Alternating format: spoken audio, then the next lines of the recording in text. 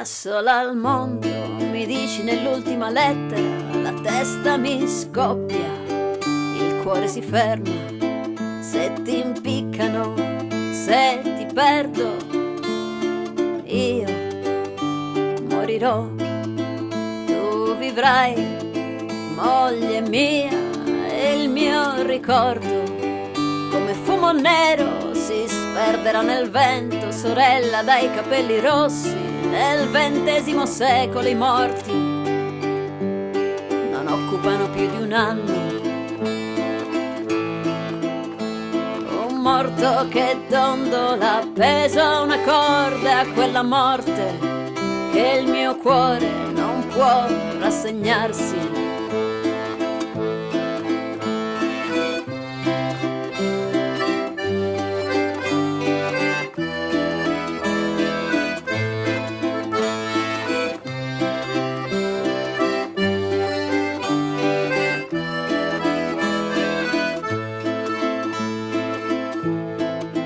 Rassicurati, amore mio, se la mano nera e pelosa di un povero zingaro finirà col mettermi la corda al collo, guarderanno invano negli occhi azzurri di Nazim per scorgervi la paura nel crepuscolo del mio ultimo mattino. Vedrò i miei amici e te e porterò sottoterra soltanto il rammarico di questo canto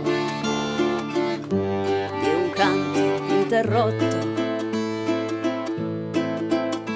Donna mia, ape mia dal cuore d'oro, perché mai t'ho scritto della mia condanna a morte? Se hai del denaro, comprami delle mutande di lana o ancora la sciatica alla gamba, la moglie di un prigioniero. Ricordati sempre, non deve avere in testa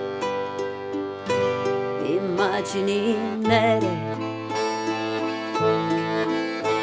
ma un morto che dondola appeso a una corda, e a quella morte che il mio cuore non può rassegnarsi.